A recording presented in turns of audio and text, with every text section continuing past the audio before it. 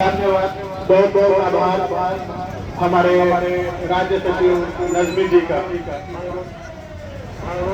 हम लोग यहाँ खड़े हैं, मांगे क्या है, बहुत चर्चाएं हो रही है। हम लोग हमेशा ये बातें कर रहे हैं कि एक 84 को 1800 मिलता है, हमें 1900 क्यों मिलना चाहिए।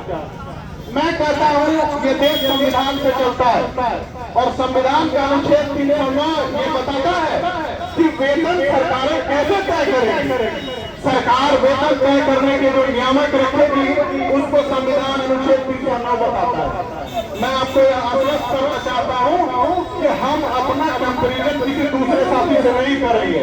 हम हमारे सहायक हैं, हम सरकार द्वारा बनाई गई योजनाओं को मूर्त रूप देते हैं, तो हमारा पारितोषिक, हमारा एमोलेशन उसी पर आधारित होना चाहिए। हम क्यों बात करेंगे इससे प्राथमिक की? मैं बात करता हूँ कि सचिवालय सहायक क्या काम करता है। सचिवालय सहायक काम करता है सरकार से मिलकर योजना बनाने का, और अगर उसकी योजनाओं को हम क्रियान्वित नहीं करें तो क्या सरकार अपने लक्ष्य को प्राप्त करेगी? नहीं करेगी। मैं आपको बताता हूँ कि हमारा कंपटीशन सचिवालय सहायक से होना चाहिए।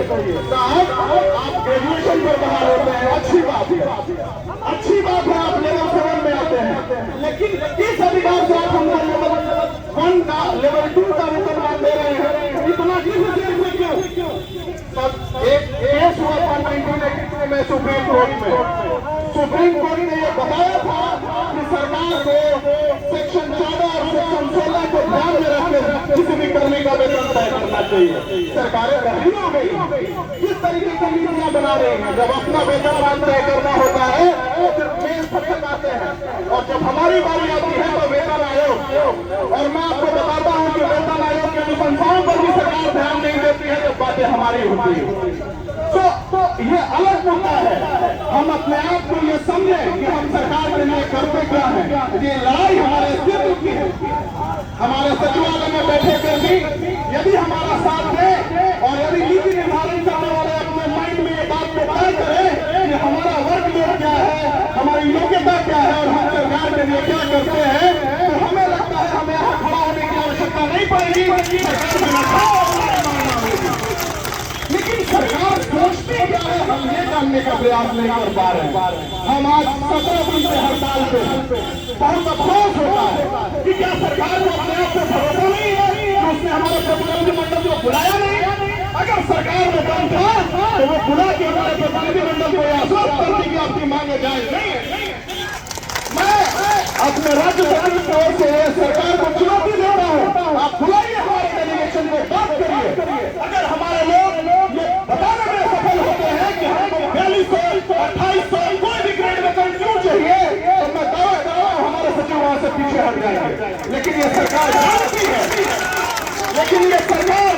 है, सरकार जानती है कि हम अंग्रेजी हुकूमत का जो मंत्र था, फूट डालो और शासन करो, जब तक उसके आगे नहीं जाएंगे तब तक हमारा काम नहीं होगा। इसीलिए सरकार ने हमारे दोस्ताना संगठन के साथ कुठाराघात किया, उनको बुलाया, लेकिन साथियों हमें इसके लिए तैयार होना चाहिए था, और हम तैयार हैं। औरंगाबाद के कार्यक्रम अध्यक्ष होने के नाते हमने भागलपुर के अपने साथियों से बात किया था, भागलपुर, कटिहार, पूर्णिया, बहुत सारे जिलों से बात किया। कुछ लिखे सवाल उन्होंने पूछे, हमने कहा सही बात है, आपके हिटलर ने जो निर्णय लिया है मैं उसके साथ रहूंगा, लेकिन सबसे बड़ी बात है कि आप इतने दिनों से नौकरी में हैं, क्या आप बता सकते हैं कि सरकार वेतन का निर्धारण कैसे करती है? सरकार को वेतन निर्धारण करने के लिए कैबिनेट में डिसीजन लेना होता है, और कैबिनेट के जो प्रतिनिधि हैं या हमारा जो पेट्रोल डिपार्टमेंट है, सामान्य प्रशासन विभाग या सामान्य प्रशासन विभाग के कोई प्रतिनिधि वहां थे? क्या वित्त विभाग के कोई प्रतिनिधि वहां थे?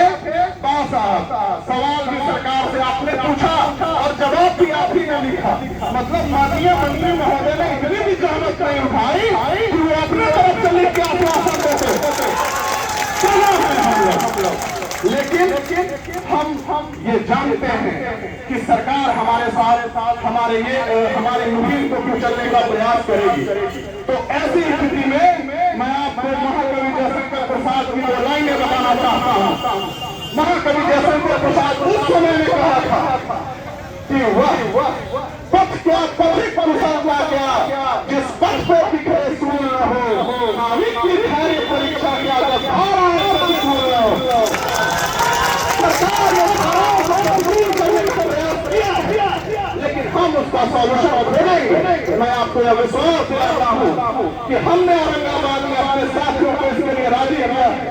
आज औरंगाबाद में बहुत सारे साथी हैं जो हमारे विचारधारा को नहीं मानते हैं, जो हमारे संगठन को नहीं मानते हैं, लेकिन यदि आप में से कोई औरंगाबाद को जानता होगा तो आप ये आश्वस्त हो लीजिए कि औरंगाबाद में 100% स्ट्राइक है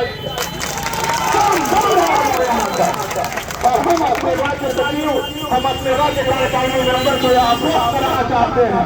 हम औरंगाबाद की जनता से आपका हार्दिक अभिनंदन करते हैं कि ज्वलंत मुद्दे पे आपने अपना ध्यान खींचा और हम लोगों को यहाँ बुलाया। आज हमारी चट्टानी एकता के सामने सरकार की ये ताकत नहीं है कि वहाँ वो अपने प्रतिनिधि को भेजकर हमारे सवालों का जवाब दे सके।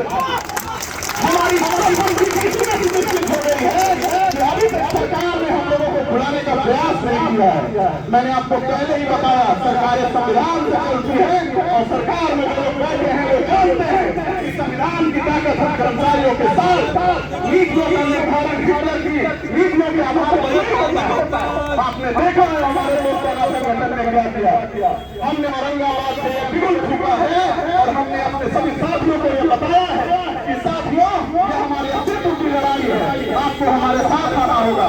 हमने एक मंत्र भी लिया, हो सकता है बहुत कुछ गलत हो, हमने जिस दिन ये निर्णय लिया हमने आपको नहीं पूछा, मानते हैं, लेकिन आप कहाँ हैं? आपने क्या किया? आप मानते हैं, अगर आप रामायण की कहानी जानते होंगे तो मानता हूँ कि आप विभीषण हैं, मैं रावण हूँ, लेकिन क्या मैं इसलिए खड़ा हूँ कि मैं किसी के चरित्र का हानि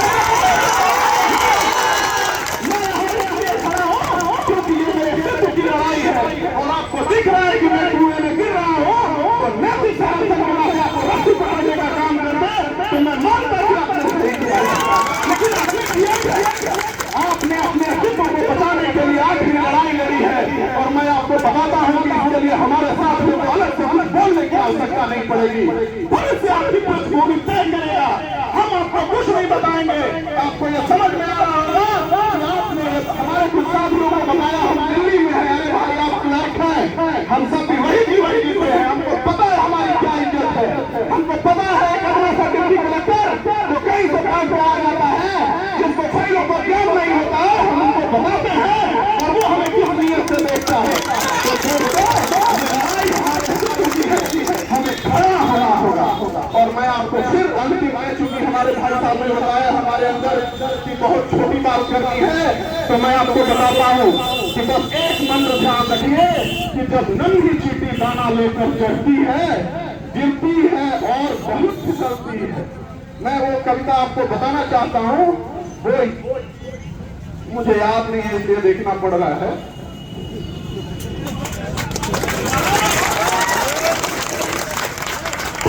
कहता है लहरों से डरकर नौका पार नहीं होती, कोशिश करने वालों की कभी हार नहीं होती। तो आप ये मान लें कि हम कोशिश करते रहेंगे। नन्ही चींटी जब दाना लेकर चढ़ती है, चढ़ती दीवारों पर 100 बार फिसलती है, मन का विश्वास रगों में साहस भरता है, चढ़कर गिरना गिरकर चढ़ना ना करता है। मानते हैं हमारे दोस्ताना संगठन ने हम आग पीछे कर लिया है, लेकिन हम चींटी से ज्यादा ताकतवर है और सरकार को इस चट्टानी एकता के माध्यम से दिखाने का प्रयास करेंगे कि हम एक हैं। अंत में मैं अपने राज्य कमेटी को औरंगाबाद की ओर से आश्वस्त कराना चाहता हूँ, मैं आपको यह विश्वास दिलाना चाहता हूँ कि हम औरंगाबाद की ओर से आपके प्रत्येक निर्णय में आपके साथ हैं।